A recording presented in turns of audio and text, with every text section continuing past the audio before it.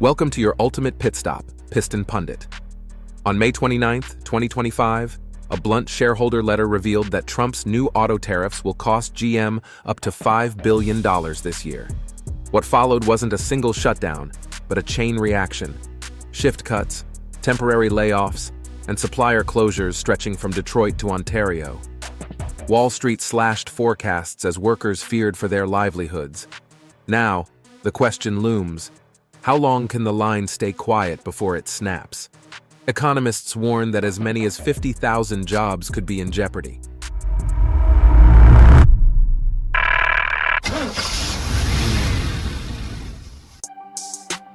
Tariffs, the billion-dollar wedge. Tariffs were sold as a precision tool to boost American factories and bring jobs back. But reality is harsh. When the White House slapped a 25% tariff on all imported vehicles and components in April 2025, GM's finance team sounded alarms. CEO Mary Barra warned shareholders this would wipe out $4 to $5 billion from 2025 earnings, draining Ultium battery R&D funds. A slight tweak in late April capped stacked duties and offered a tiny offset, just 3%, if assembly happened in the US.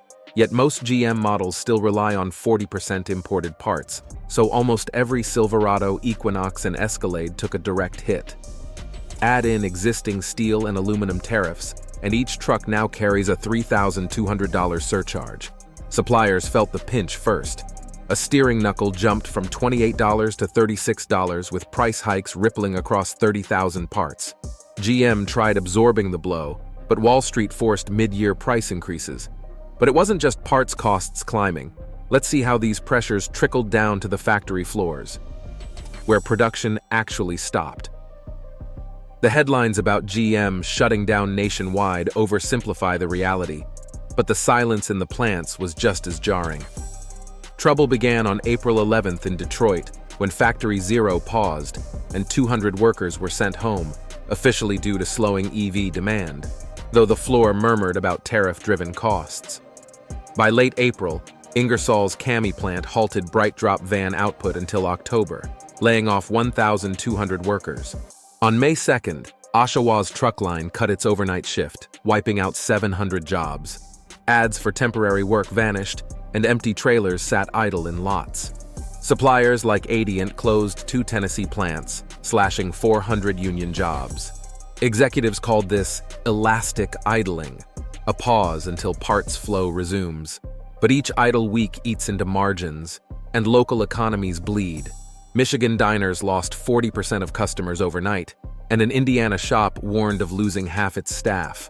Wall Street took notice, cutting 18% off GM's outlook. Before we dive into what this means for the future of EVs, smash that like and subscribe button to stay tuned with Piston Pundit.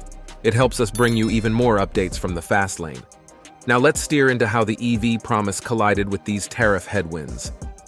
America's EV bet meets a cold consumer. For 2 years, GM was the electric revolution's tip of the spear. But then 3 dominoes fell.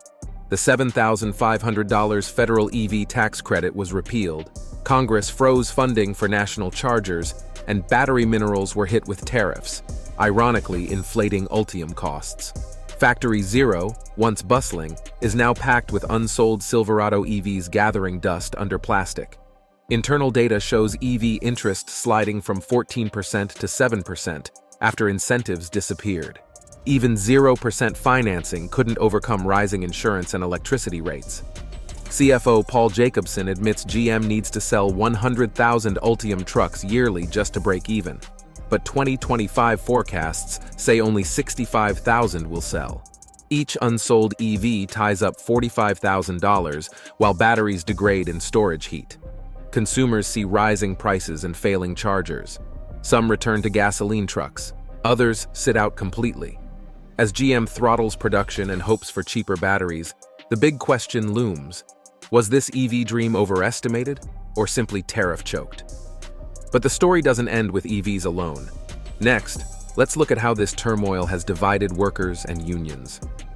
Workers, unions, and the politics of nationalism. Detroit's shop floors, once split by badge pride, now clash over how tariffs hit real paychecks. UAW President Sean Fain calls Trump's tariffs finally putting American jobs first, while Unifer's Lana Payne slams GM for trading Canadian jobs for political points. In Tennessee, some workers who once backed tariffs now mutter, "Cut the damn tariffs." Mortgage bills blur the old battle lines. Unions feel the squeeze. Support tariffs and you hurt colleagues abroad. Oppose them and risk being labeled unpatriotic. The friction plays into corporate cost-cutting. Divided workers rarely unite. Hourly workers face elastic idling. Subpay covers 75% of wages, but overtime vanishes, and every idle day feels like deja vu of Lordstown's 2019 closure. Toolboxes stay packed by the door. Political theater adds insult. Trump shrugs off GM's plight, saying, "They made their choices. No real help. Just a hint to adapt or sink." Now, unions are forced to rethink strategies beyond slogans. Beyond Detroit, the ripple effects of these tariffs have reached global shores. Let's see how it's playing out for other auto giants. Ripple effects: Stellantis, Volvo, Hyundai, GM Korea. GM's tariff troubles ripple far beyond its badge. Stellantis Windsor, the last minivan plant in Canada, sees a roller coaster schedule for 12 weeks, causing 900 layoffs in Indiana and Michigan. Midwest dealer lots overflow with unsold Pacificas, yet prices still climb thanks to tariff-inflated Chinese parts.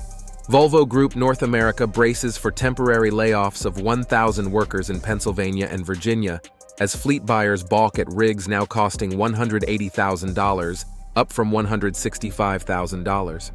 Overseas, GM Korea, which sends 88% of its output to the US, fears collapse under 25% tariffs, echoing GM's 2017 Australian exit.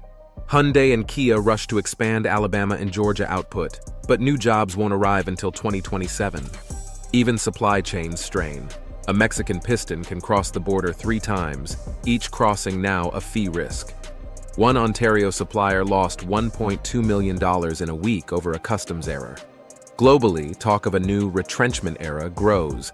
So with ripples felt everywhere, what's GM's plan to restart those lines? Can the line restart and when? Inside GM's Rensen HQ, planners sketch 3 futures. The best? By late June, Brazilian wiring looms and Mexican engines roll back in. Silverado output recovers in Fort Wayne and Oshawa, and Detroit's EV lines hold steady, matching a cautious forecast of 65,000 Ultium trucks. Margins stay razor-thin but positive. The middle path is murkier. July brings new tariffs on Japanese and Korean electronics, pushing infotainment module costs sky-high. Plant utilization dips, Washington gridlock stalls any relief, and whispers of credit downgrades get louder. The worst case? China cuts rare earth supply, parts vanish, and Ultium production halts completely. ICE trucks buckle too. Plants in the US and Canada go dark indefinitely. GM's debt outlook sours, and morale plummets. 3 levers decide it all: policy, demand, and supply chain resilience. GM's belt-tightening might save billions, but it's a drop in the bucket next to a $5 billion tariff gap. Verdict: strategy or self-inflicted stall? Tariffs were sold as a shortcut to bringing jobs home. Instead, they've left GM's plants idled and thousands of lives hanging in uncertainty. If demand and policy shift, the lines can roar back. But if tariffs and credit tightness persist, the silence could last for years. So what do you think? Are these tariffs helping or hurting American jobs? Will GM's electric plans survive? What would you do if you were in the driver's seat? Drop your thoughts below. We love to hear from you. And if you want to stay on top of every twist and turn in the auto world, don't forget to subscribe to Piston Pundit. Thanks for watching, gearheads. See you next time. You can now check out any of the videos on the screen. There's plenty more to explore.